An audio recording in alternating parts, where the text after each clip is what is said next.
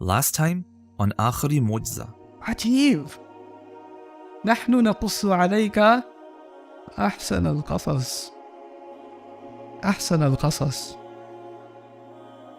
میں نے جب کالج میں یہ کلاس لی تھی ورلڈ لٹریچر کی، تو ہم نے جب یوسف علیہ السلام کے قصے کا مطالعہ کیا تھا، تو میرا پروفیسر یوسف علیہ السلام کے قصے بائبل میں جس کا ذکر ہے اس سے بڑا متاثر تھا کہ بڑی خوبصورتی سے بیان کیا ہے، اس میں بہت تفصیلیں ہیں، اور قرآن کے قصے میں بہت کمی ہے، اس میں تفصیلیں مسنگ ہیں اور معلومات کم ہیں، اور مسکین، اس وقت میں بھی مسکین تھا، مجھے بھی نہیں پتا تھا۔ کوئی قرآن پڑھ لے ایک دفعہ، سمجھ میں آ جائے اس کو یہ ہے کیا چیز، پھر اس کو آخری جو اختتام ہے نا، اس میں جو بات کہی ہے ما کان حدیثا یفترا، یہ ایسی بات ہو ہی نہیں سکتی جو گھڑی گئی ہو، ایسا کلام ہو ہی نہیں سکتا۔ اللہ تعالیٰ ہمیں اس کتاب پر ایمان کو پختہ کرے۔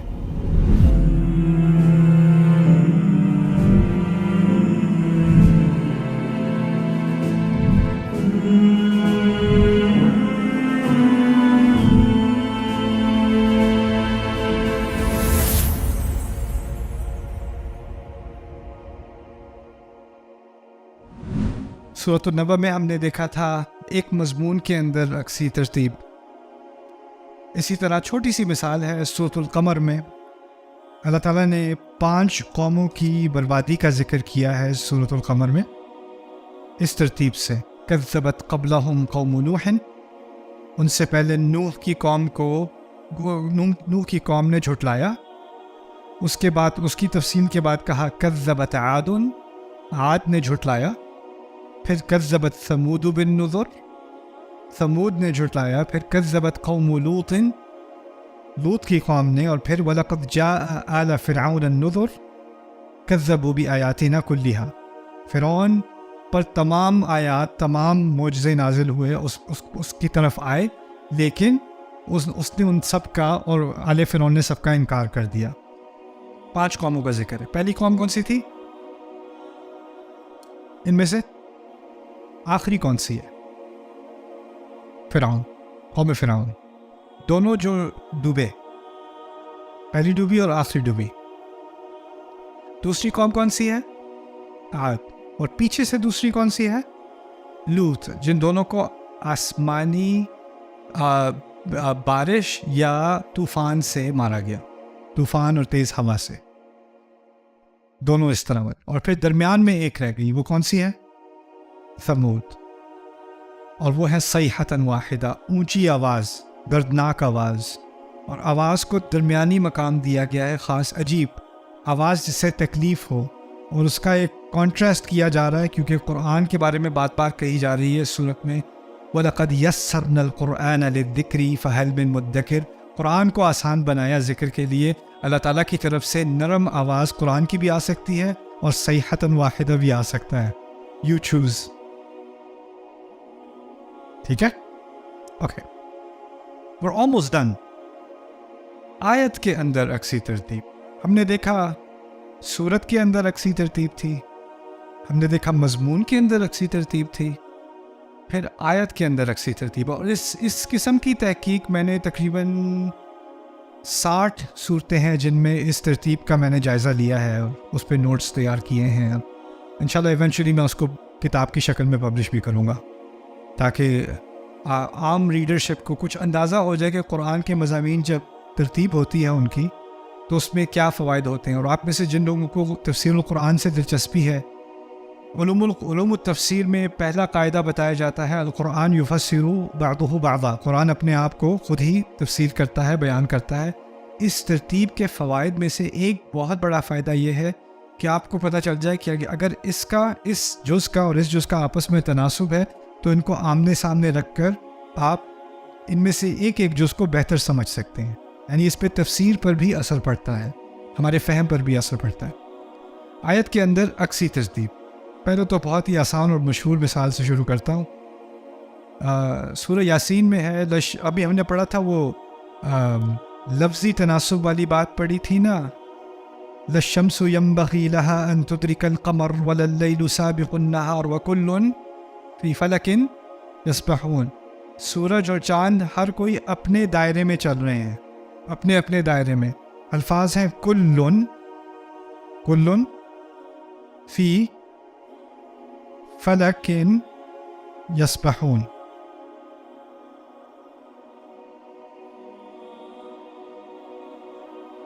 اللف والنشر على العكس. کاف اور کاف، لام اور لام، فا اور فا، کل فی فلک یسبحون. سبحان اللہ. عجیب. یا ایہا المدثر قم فانذر وربک فکبر. را با با کاف. ربک فکبر. اب ذرا سوچتے ہیں اس کے بارے میں تھوڑا سا. اگر میں کہوں باب، بی او بی، سامنے سے پیچھے سے اسپیلنگ ایک ہی جیسی نہیں. اگر میں کہوں مام، پاپ، آسان ہے نا. میں تھوڑا سا بڑھا دیتا ہوں. ریس کار، لکھ لو ریس کار.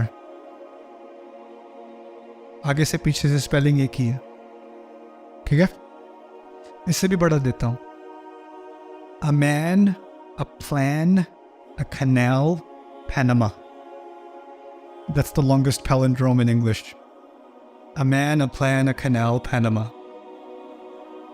آگے سے پیچھے سے ایک ہی.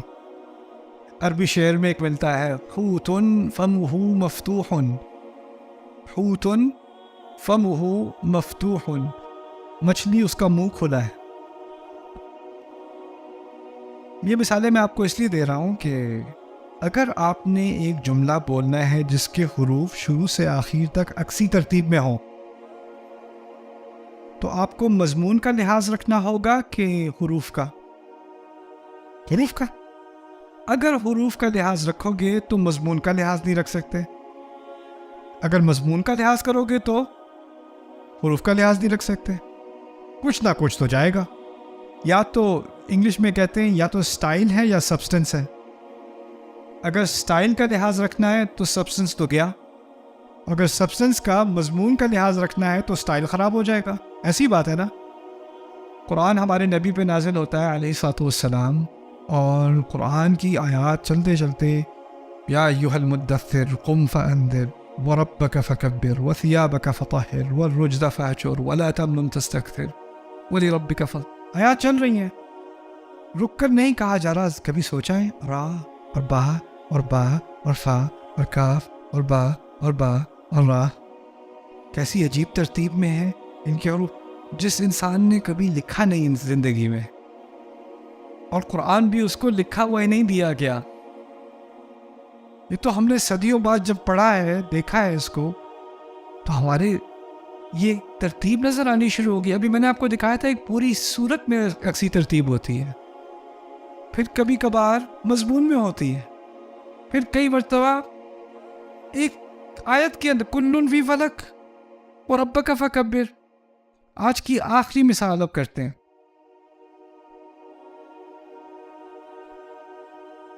اللہ لا الہ الا هو الحی القیوم. معلوم ہے؟ لا تأخذه سنة ولا نوم. اللہ اس کے علاوہ کسی کی کوئی الہ اس کے علاوہ نہیں ہے. وہ حی ہے، وہ قیوم ہے. یہ الفاظ اردو میں بھی استعمال ہوتے. ٹھیک ہے. لا تأخذه سنة ولا نوم کیا معنی ہے؟ نہ نیند آتی ہے نہ سونا آتا ہے. اس کو نہ نیند نہ سونا پکڑتی ہے. لہو ما فی السماوات وما فی الارض کیا معنی ہے؟ اسی کا ہے جو بھی آسمانوں میں ہے اور جو کچھ زمین میں ہے. من ذا الذی یشفع عنده الا باذنہ. کون ہے جو شفاعت کرے گا اس کے ہاں سوائے، استثناء ہے نا، الا، سوائے کس کے؟ اس کی اجازت کے. یعلم ما بین ایدیہم وما خلفہم. وہ جانتا ہے کیا ہے ان کے آگے اور کیا ہے ان کے پیچھے. ٹھیک ہے.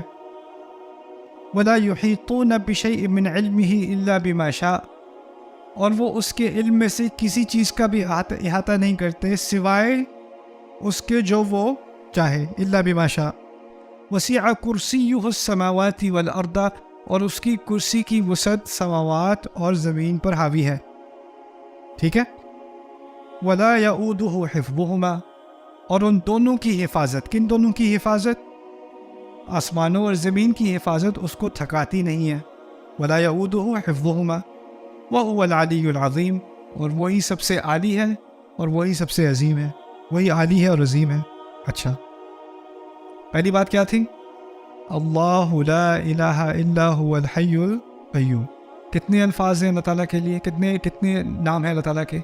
2. الحی، القیوم، اور ہوا کے ساتھ آئے نا، هو الحی القیوم. آخری کلام کیا ہے؟ وَهُوَ الْعَلِيُّ الْعَظِيمُ، وَهُوَ الْعَلِيُّ الْعَظِيمُ. یہ بھی ایک عجیب تناسب ہے، کیونکہ اگر آپ کہیں نا کسی کے بارے میں وہ الحی ہے، الحی ہے، تو اس کا مطلب ہے ساری زندگی اس کی وجہ سے ہی ہے. اصل میں وہ تو خود زندہ ہے. اور قیوم کہتے ہیں جو دیکھ بھال کرے، اسی سے نکلا ہے قوام. اسی طرح کا ایک اور لفظ ہے قوام، اسی جذر سے نکلا ہے. الرجال قوامون علی النساء، قوام اسی سے قائم نکلا ہے. قائما بالقسط، اللہ اپنے بارے میں کہتا ہے قائما بالقسط، اور یہاں اسی لفظ سے نکالا ہے کیا لفظ؟ قیوم، صیغۃ المبالغہ، بہت زیادہ دیکھ بھال کرنے والا. اچھا، جو بہت زیادہ دیکھ بھال کر رہا ہے، کیا کسی کو کبھی احساس ہو سکتا ہے کہ یہ تو میری خدمت میں ہے؟ جو میرا خیال کر رہا ہے، جو مجھے سنبھالے ہوئے ہو، ایسا لگے کہ وہ میری خدمت میں ہے. غلط خیال آ سکتا ہے. اس کی تصحیح ہو جاتی ہے آخر میں. وَهُوَ الْعَلِيُّ الْعَظِيمُ. تمہارا خیال رکھ رہا ہے لیکن اس سے اس کی عظمت میں کمی نہیں آتی. یہ مت سمجھ لینا کہ وہ تمہاری خدمت میں ہے. وَهُوَ الْعَلِيُّ الْعَظِيمُ. 2 نام ادھر 2 نام ادھر، دونوں ہوا کے ساتھ. دوسری بات کہی تھی لا تأخذہ سنۃ ولا نوم. مجھے سمجھائیے نیند کب آتی ہے؟ تھکا ہوتا ہے. پھر آتا ہے سونا. پیچھے سے کہا تھا لا یعودہ حفظہما، ان دونوں کی حفاظت اس کو تھکاتی نہیں. تھکاوٹ کا نیند اور سونے سے تعلق ہے کہ نہیں؟ تناسب بنا کہ نہیں؟ اچھا، اس کے بعد لہو ما فی السماوات وما فی الارض، جو کچھ بھی آسمانوں اور زمین میں ہے وہ اس کا ہے. جو کچھ بھی ہے اس کا ہے. پچھلی طرف سے آتے ہیں وسیع کرسیہ السماوات والارض، اس کی کرسی آسمان و زمین پر حاوی ہے. تناسب نظر آیا؟ آگے من ذا الذی یشفع عندہ الا باذنہ، کون ہے جو شفاعت کرے گا اس کے ہاں سوائے اس کی اجازت. تو استثناء کا ذکر ہے کہ نہیں؟ اب دیکھنا وَلَا يُحِيطُونَ بِشَيْءٍ مِّنْ عِلْمِهِ إِلَّا بِمَا شَاءَ، کچھ علم کا احاطہ نہیں رکھتے سوائے جس کی وہ اجازت دے دے. اور پھر درمیان میں کہا يَعْلَمُ مَا بَيْنَ أَيْدِيهِمْ وَمَا خَلْفَهُمْ، وہ جانتا ہے جو ان کے آگے ہے اور جو ان کے پیچھے ہے. سبحان اللہ، کیا عجیب کلام ہے اللہ تعالیٰ کا. یعلم ما بین ایدیہم وما خلفہم، یہ آیت الکرسی کی اکسی ترتیب. تو اکسی ترتیب تو قرآن کے بہت کامن مظاہر میں سے ہے، اور میں چاہتا ہوں کہ آپ ان چیزوں کو نوٹ کر کے آپ کے ذہن میں ایک چیز آ جائے. یہ جو خیال ہے نا کہ قرآن میں ترتیب نہیں ہے یا قرآن کی بات جو ہے اس میں ربط نہیں ہے، اس کا جوڑ نہیں ہے، میں نے آپ کو بہت سارے اس کے پہلو آج دکھائے. سورت کی ابتدا، سورت کی انتہا، ایک کا اختتام، دوسرے کی ابتدا، صورتوں کا آپس میں تعلق. ہم نے پہلی 10 صورتیں کی، آخری 10 صورتیں کی، ہے نا. اسی طرح اب اکسی ترتیب، آیت کے اندر اکسی ترتیب، مضمون کے اندر اکسی ترتیب، پوری صورت کے اندر اکسی ترتیب. ایسی ترتیب کسی لٹریچر میں ملتی ہے؟ کسی آتھر میں ملتی ہے؟ کسی کتاب میں، کسی نغمے میں، کسی شعر میں؟ نہیں ملتی نا. اللہ تعالیٰ کا جو میں نے کہا تھا آج میں نے پچھلے سیشن میں تھوڑی دیر پہلے آپ سے کہا تھا کہ آپ کسی اور لٹریچر کا بیگیج لے کر قرآن پہ نہیں آ سکتے. یہ اللہ، باقی سب انسان کا کلام ہے، یہ اللہ کا کلام ہے، یہ اللہ کا کلام ہے. اس کا اپنا حق ادا کرانا ہوگا. اور اس میں جہاں تک مجھے سمجھ آئی ہے، جب میں قرآن پڑھنے کی کوشش کرتا ہوں، آپ لوگوں کے بہت سارے سوال ہیں کہ قرآن کو پڑھنا اگر میں شروع کرنا چاہوں اور مجھے اب دلچسپی ہے، میں اس کو زیادہ بہتر سمجھنا چاہتی ہوں، کہاں سے شروع کروں؟ پہلی بات جو میں کہتا ہوں نا پڑھنے سے پہلے، وہ اپنی ذہنیت ہے. قرآن کے بارے میں انسان پوری طرح کلیئر ہو جائے کہ اس نے مجھے امپریس نہیں کرنا، اس نے مجھے جو ہے وہ یعنی اس کو پڑھ کے میں امپریس، مجھے یہ بات سمجھ نہیں آئی، مجھے یہ نہیں اچھا لگا، اور مجھے یہ اتنی تو کوئی خاص بات نہیں لگتی. یہ آپ کو امپریس کرنے کے لیے نہیں آیا. آپ جب قرآن کے پاس آ رہے ہو نا، آپ اپنے رب کے پاس آ رہے ہو. جیسے آپ نماز میں آتے ہو، آپ آ رہے ہو اپنے رب کے سامنے، ایسے ہی آپ قرآن کے پاس آتے ہو. یہ آپ کے رب کا کلام ہے، میرے رب کا کلام ہے. مجھے اس کے سامنے عاجزی سے آنا ہے، اس کے سامنے عاجز ہو کے مجھے آنا ہے. اس کا ایک ایٹیٹیوڈ ہوتا ہے انسان کا. باقی لٹریچر میں کیا ہوا ہے، آپ کوئی مووی دیکھتے ہو، آپ تو نہیں، وہ لاہور والے دیکھتے ہوں گے، آپ مووی دیکھتے ہو صحیح تھی، آپ کوئی کتاب پڑھتے ہو 2 stars، آپ کوئی ویڈیو یوٹیوب پہ دیکھتے ہو، نیچے کامنٹس دیکھتے رہتے ہو، ہر کوئی تنقید کر رہا ہے، کسی کو اچھی لگی، کسی کو 1 star، کسی کو 2 star، کسی کو 3 stars. یہ ہر چیز کو آپ کرٹیسائز کر رہے ہو، کرٹیک کر رہے ہو ہمیشہ، ہر وقت. ہماری ایک ذہنیت بن گئی.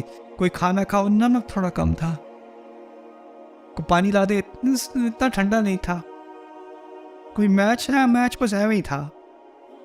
ہر چیز میں ہمیں امپریس ہونا ہے. اب ہم ایک کنزیومر بن چکے ہیں، کسٹمر بن چکے ہیں. ہر چیز جو ہمیں آ رہی ہے نا، ہر علم جو آ رہا ہے، وہ ایک ہم کسٹمر ہیں اور وہ ہمیں امپریس کرنے کی کوشش کر رہا ہے. یہاں تک کہ تعلیمی اداروں میں بھی یہ بات آ گئی ہے. اب جیسے امریکہ میں ہوتا تھا، پتہ نہیں یہاں پہ ہوتا، یہاں تو نہیں ہوتا ہوگا. وہاں پہ کیا ہوتا ہے، پروفیسر، آپ کلاس لو نا کالج میں، پروفیسر کی کلاس لو، اس کے آخر میں سروے ہوتا ہے کہ ان کو آپ ریٹ کریں کہ کیسے تھے یہ، آؤٹ آف 10. ان کی ریٹنگز ہوتی ہیں پروفیسرز کی. وہ اب تو ویب سائٹ بھی تھی پہلے، پتہ نہیں اب ہے کہ نہیں، ratemyprofessor.com ہوتی تھی.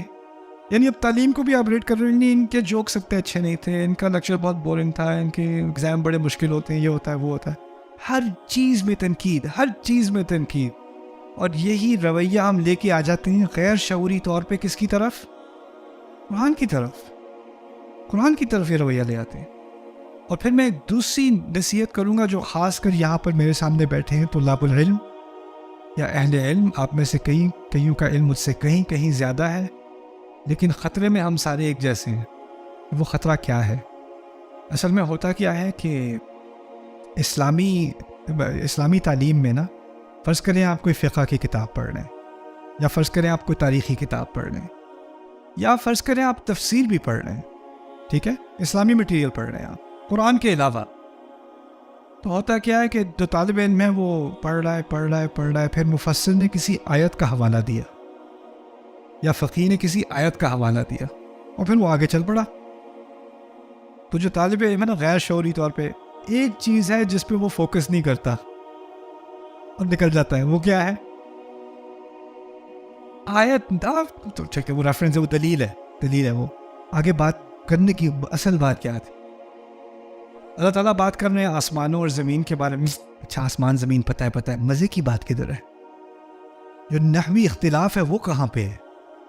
یہ کہاں پہ ڈھونڈوں میں؟ اس کی بحث کہاں سے؟ ہمیں کیا ہو گیا، اب کوئی چیز انٹلیکچولی ہمیں جو کھجلی خارش پوری ہو نا، اس کی کیا نام ہے، ہرس نکلے ہمارے اندر سے، اس کے پیچھے ہم پڑ جاتے ہیں. ورنہ بات بیسک ہو رہی ہے، بہت ہی بیسک ہو رہی ہے. میں آپ کو جانے سے پہلے ایک تجربے کے بارے میں بتانا چاہ رہا ہوں، جو میری زندگی میں سمجھتا ہوں میرا جو قرآن کا سفر ہے اس کا سب سے اہم ایک اس کا ایپیسوڈ وہ تھا. یہ عمان کی بات ہے، سلطنت عمان میں گیا تھا. ہمیں ایک خط آیا، مجھے اور میرے کالگ کو، ڈاکٹر صہیب سعید کو. ہمیں انویٹیشن آئی سلطنت عمان سے. ان کا ہوتا ہے دورت تدبر القرآن، دورہ کرتے ہیں تدبر قرآن کا. واو، دورہ کیسا دورہ ہوتا ہوگا یہ؟ تو ہمیں خاص انویٹیشن آئی کہ آپ اس کو جوائن کریں. تو ہم بڑے خوش کہ ہمیں یہ موقع مل رہا ہے, تو ہم گئے انویٹیشن پہ. مسجد تھی مسقط میں, اس میں تقریباً 500 حضرات جو ہیں وہ آئے تھے.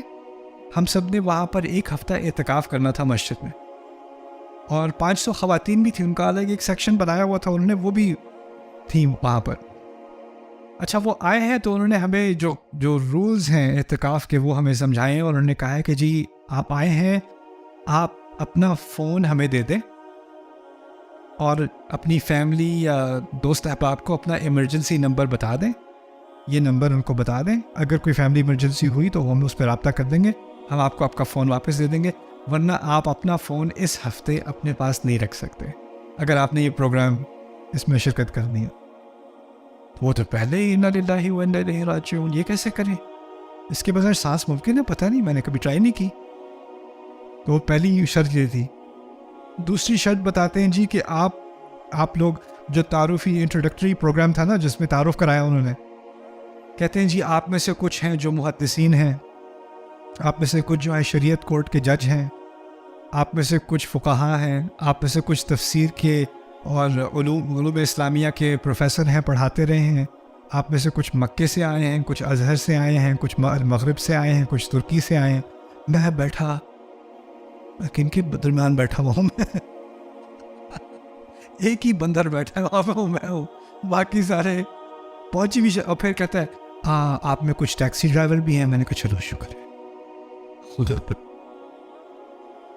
آپ میں سے کچھ کسان بھی ہیں, لیکن ادھر آپ ان میں سے کچھ بھی نہیں ہیں. شرط یہ تھی کہ آپ نے اپنا نام بتانا ہے اور آپ نے بتانا ہے آپ کون سے شہر سے آئے ہیں. بس اپنے بارے میں کوئی اور بات کرنے کی آپ کو اجازت نہیں ہے. اگر کوئی آپ سے پوچھے تو آپ بس اپنا نام بتا دیں اور کہاں سے آئے ہیں, بس اتنی سی بات. اس کے علاوہ میں نے فلانی جگہ تعلیم حاصل کی, میں نے یہ پڑھا, وہ نا, ایک لفظ نہیں. یہ دوسری شرط تھی. تیسری شرط تھی کہ آپ میں سے بہت سارے اہل علم ہیں, آپ تفسیر کا, تجوید کا, حدیث کا, علوم کا, قراءات کا, ان سب کا علم رکھتے ہیں, لیکن یہاں اس کے بارے میں ایک بات بھی نہیں ہوگی. میں نے کہا تدبر القرآن کا پروگرام, یہاں اس کے بارے میں بات نہیں ہو تو بات کیا ہوگی پھر یہاں پہ, یہ کر کیا رہے ہیں. پھر انہوں نے بات بیان کی. ہمارے استاد تھے استاد داؤد پسنان, وہ الجزائر سے ہیں وہ اصلاً. وہ کہتے ہیں کہ بات اصل میں یہ ہے کہ آپ سب کو انکم جمیعا تفہمون العربیہ, ہم سب سمجھتے ہو عربی, آپ سب کو عربی آتی ہے.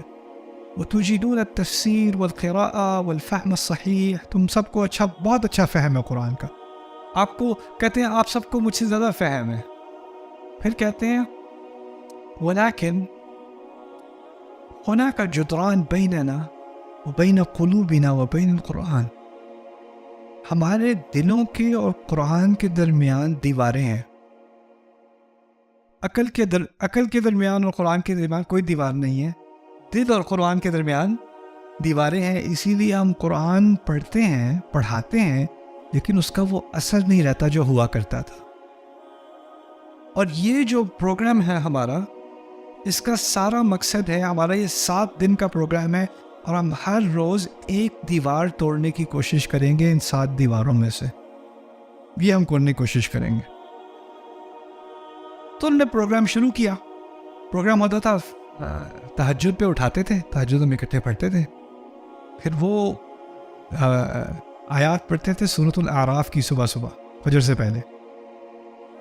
کتاب انزلناہ الیک فلا یکن فی صدرک حرج, تو وہ پڑھتے تھے فلا یکن فی صدرک حرج, اور 500 لوگ فلا یکن فی صدرک حرج, ان کے ساتھ اکٹھے ہم پڑھتے تھے. وہ تھوڑی سی آیت پڑھتے تھے, ہم ان کے ساتھ اکٹھے, پھر وہ تھوڑی سی, پھر ہم اکٹھے, پھر وہ تھوڑی سی, پھر ہم اکٹھے. میں نے کبھی ایسا ایکسپیرینس نہیں کیا, لیکن دل ہل جاتا تھا بندے کا, دل ہلتا تھا. اچھا وہ پڑھتے ہیں, پھر اس کے بعد وہ 3 آیات انہوں نے لی ہیں کسی مقام سے, اور جس اس کے بارے میں انہوں نے تذکیر کی ہے. بس ایک دفعہ تو انہوں نے بس یہ بات کی, فالق الحب والنوى, فالق الحب والنوى, فالق الحب والنوى, فالق الاصباح وجعل الليل سكنا. جس نے بیج کو توڑ کے پھاڑ کے کھولا اور جس نے صبح اندھیرے کو پھاڑ کے کھولا اور صبح کو نکال دیا. فالق الاصباح. اور ہم یہ آیات پڑھ رہے ہیں اور کھڑکی سے سورج نکلنا شروع ہو رہا ہے آہستہ آہستہ فجر کے بعد, اور ہم پڑھ رہے ہیں فالق الاصباح. قسم سے میں کہتا ہوں لگتا تھا پہلی دفعہ یہ آیت سنی ہے اور پہلی دفعہ سورج نکلتے دیکھا ہے. اور مجھے پتہ ہے, مجھے اپنی نفسیات پتہ ہے, اس سے پہلے اگر میں قرآن پڑھ رہا ہوں اور میں اس آیت پر آؤں فالق الاصباح, تو میں فلق کی تحقیق اور یہ اسم فاعل کیوں ہے اور یہ مضاف الیہ کے ساتھ کیوں استعمال کیا, صبح کیوں استعمال کیا, اصباح کیوں استعمال ہے, وہ ساری تحقیق عظیم تحقیق ہے, لیکن اس کا اثر کہاں ہو رہا ہے زیادہ سے زیادہ؟ یہاں پہ ہٹ نہیں کر رہی مجھے وہ چیز. وہ ہفتہ میں نے گزارا ہے ان کے ساتھ, اور پھر وہ ان کا 30 منٹ کا سیشن ہوتا تھا ایک تو آیات کے بارے میں, بس اس میں نہ کسی مفسر کا حوالہ, نہ کوئی نحوی بحث, نہ کوئی صرفی بحث, نہ کسی چیز کا حوالہ, بس اس کا دل پہ کیا اثر ہونا چاہیے, اس آیت کا دل پہ کیا اثر ہونا چاہیے, اس پہ بات ہو رہی ہے. اس کے بعد جیسے ہی وہ سیشن ختم ہوا, وہ ایک دائرہ بنایا, 6 لوگوں کا دائرہ, 500 لوگ ہیں, 5 لوگوں کے دائرے بنے ہوئے ہیں, ساری مسجد میں پھیلے ہوئے ہیں. پہلے جی اپنا نام بتاؤ اور کس شہر سے ہو, ہمیشہ نیا دائرہ ہوتا, نام بتاؤ کس شہر سے ہو, اور جو 3 آیات ابھی پڑھی تھی نا وہ پڑھ کے سناؤ. میں نے پڑھی, پھر ان سے اگلے نے پڑھی, پھر ان سے اگلے نے پڑھی. کسی کی تجوید فکس نہیں کرنی, اس کا قلقلہ الغنہ پڑھنے دو. اگر بالکل ہی غلط پڑھ رہا ہے, اعوذ باللہ کی جگہ بسم اللہ پڑھ رہا ہے, یا کچھ نہیں, قل هو اللہ کی جگہ قل اعوذ برب الفلق, تو اور ہی چیز پڑھ رہا ہے, پھر اس کو تھوڑا سا ہیلپ کر دیا. ورنہ کوئی تلفظ میں غلطی ہے, کچھ ہے, کوئی بات نہیں, پڑھنے دو اسے, پڑھنے دو. اور پھر ہم نے بحث کرنی ہے ان آیات کے بارے میں, لیکن شرط یہ ہے کہ وہ علمی بحث نہیں ہو سکتی. اس آیت کا میرے دل پہ کیا اثر ہوتا ہے, بس یہ پڑھنا ہے مجھے, یہ بات کرنی ہے مجھے. آدھا گھنٹہ 5 اجنبی لوگوں کے ساتھ آپ بیٹھیں, بس یہ بات کر رہے ہو کہ اس آیت کا دل پہ کیا اثر ہوتا ہے. پھر وہ کھانے کا ٹائم آتا, کھانے پہ اسی طرح, اس کے بعد اگلا سیشن اسی طرح کا, پھر بریک, پھر اگلا سیشن, پھر بریک, پھر اگلا سیشن, پھر بریک. سارا ہفتہ ہم نے ایسے گزارا. اور وہ اس کو پتہ کیا کہتے ہیں, اس دورے کو, اس اسلوب کو کہتے ہیں قراءت قلب, دل کا پڑھنا, دل کا پڑھنا اسے کہتے ہیں. اس کورس پہ ہم اب تقریباً انتہا تک آ گئے ہیں. کل بس کچھ اختتامی باتیں میں نے آپ سے کرنی ہیں, لیکن میں چاہتا ہوں کہ آپ ایک چیز ضرور مجھ سے لے لیں, وہ یہ ہے کہ یہ سارا کچھ, اس کا اثر دماغ پر بھی ہونا ہے, لیکن اس کا اثر لازماً دل پر بھی ہونا ہے. اور وہ دل والا جو سفر ہے نا, وہ قرآن کے ساتھ ایک دفعہ دل لگ جائے نا, تو یہ جو سارے سوال ہیں نا کہ عربی کیسے سیکھوں, تفسیر کیسے پڑھوں, علم کیسے حاصل کروں, کہاں سے شروع کروں, کیا ہوگا, وہ سارا راستہ میرا رب ہموار کرتا ہے. وہ آپ فکر ہی نہ کرو. اصل آبسٹیکل آپ کے سامنے دل والا ہے, میرا بھی آپ کا بھی. اور اس میں نہ میں آپ سے آگے ہوں, نہ آپ مجھ سے آگے ہو, ہم ایک ہی آبسٹیکلز ہمارے سامنے ہیں. ہو سکتا ہے کہ کسی میں بہت کم علم ہو, لیکن اس کی دیواریں ابھی سے ٹوٹ چکی ہوں, اور ہو سکتا ہے کسی کا بہت علم ہو اور اس کی ابھی بھی 4-5 دیواریں باقی ہیں اور وہ توڑنے کی ضرورت ہے. تو اس سفر میں ان فی ذلک لذکری لمن کان لہ قلب, اس میں بہت بڑی یاد دہانی ہے جن کے لیے جن کے ہاں دل ہے, میری امید ہے انشاءاللہ. میں گیا تھا, ایک دفعہ ہی گیا ہوں ادھر میں دورہ تدبر میں. میں چاہتا ہوں میں ہر سال جاؤں انشاءاللہ اس دفعہ سے, اور میری کوشش یہ ہوگی کہ آپ لوگ میں سے جو پتہ کرنے, you can look it up, دورہ تدبر سلطنت عمان, یو کین سرچ اٹ. آپ میں سے جو جانے کی صلاحیت رکھتے ہیں, آپ کے لیے امکان ہے. عربی میں ہوتا ہے, برا ہفتہ عربی میں گزارنا پڑے گا آپ کو, لیکن اگر جن لوگوں میں حضرات میں یا خواتین میں فیملیز میں صلاحیت ہے, وہ ضرور جائیں, اس کا فائدہ اٹھائیں.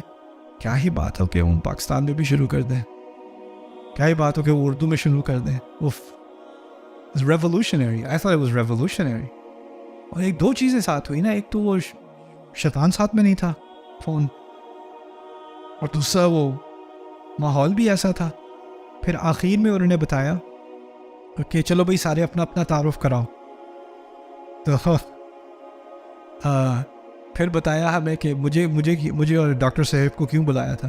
ہمیں بلایا تھا، کہہ رہے تھے کہ میں آپ کی سجیشن لینا چاہ رہا تھا کہ اس کو کیسے امپروو کر سکتے ہیں. ہم شرمندہ ہو کے پگھل کے ہمیں سجیشن، ہماری سجیشن آپ دیں گے. تو میری امید ہے کہ انشاءاللہ ان 10 دنوں کے بعد میرے اور آپ کے دل پہ کچھ نہ کچھ اثر ہو، کچھ نہ کچھ اثر ہو. ہم نے تقریباً اب 10 دن گزار لیے ہیں قرآن کے ماحول میں، اور یہ چیز، اس سے زیادہ بڑا تحفہ انسان کی زندگی میں نہیں آ سکتا کہ اس کا اللہ تعالیٰ کے کلام سے ربط بن جائے، اس کو اس کے یعنی الہی کلام ہونے کا احساس ہو جائے، دوبارہ سے احساس ہو جائے. ایک تو ہے شعوری احساس، ایک غیر شعوری طور پہ ہم سارے مسلمان ہیں، وہ تو ہیں ہی ہم مسلمان. ایک دفعہ کلام کی عظمت کا ایک دریافت دوبارہ سے نئے سرے سے ہونا، اس کا ایک اپنا مزہ ہے، کی ایک اپنی خوبصورتی ہے. اللہ تعالیٰ ہم سب کے دلوں میں قرآن کو اتارے، اس کی روشنی سے ہمارے دلوں کو منور کرے، اور اس کے ذریعے سے جن مشکلات کا ہمیں سامنا کرنا ہے، خاص کر وہ مشکل جو ہمیں اللہ تعالیٰ سے دور لے جائے، ان مشکلات کا سامنا کرنے کے لیے ہمیں قرآن کا صحیح استعمال کرنے کی توفیق دے. بارک اللہ لی ولکم. السلام علیکم ورحمۃ اللہ تعالیٰ وبرکاتہ. Subscribe now to the Bayyinah YouTube channel to watch the rest of this series and more great content from Ustad Nu'man Ali Khan. Coming up next time in the final episode of Aakhri Mu'jiza. آج آخری session میں میں آپ سے قرآن کے میرے جو مختلف پہلو، ان میں سے میرا فیوریٹ پہلو یہ ہے کہ قرآن کبھی کبھار جب قصہ سناتا ہے نا، تو وہ آپ کو قصے کے اندر لے جاتا ہے. آپ کو یہ نہیں لگتا آپ کتاب پڑھ رہے ہو، آپ کو لگتا ہے اب ادھر ہی پہنچ گئے ہو. اور اس کی ایک جھلک میں آپ کو آج دینا چاہ رہا ہوں سورۃ الشعراء سے. سورۃ الشعراء 26ویں سورت ہے، اور اس کی ابتدا میں اللہ تعالیٰ نے کچھ ابتدائی باتیں کر کے موسیٰ علیہ السلام کے قصے کی بات کی ہے. مسئلہ یہ نہیں ہے کہ آپ کو موسیٰ علیہ السلام کا قصہ معلوم نہیں، آپ سب کو معلوم ہے. قصے میں معلومات ہوتی ہیں، ان معلومات کا کم فائدہ ہوتا ہے. قصہ سنایا کیسے جا رہا ہے، کہانی نہیں ہوتی، کہانی سنائی کیسے جاتی ہے، بتائی کیسے جاتی ہے. میرے رب کے سنانے کا طریقہ کیا ہے، اور سنانے میں کیا اثر ہوتا ہے انسان پر، اس کا آج ہم جائزہ لیں گے اس قصے کے ذریعے.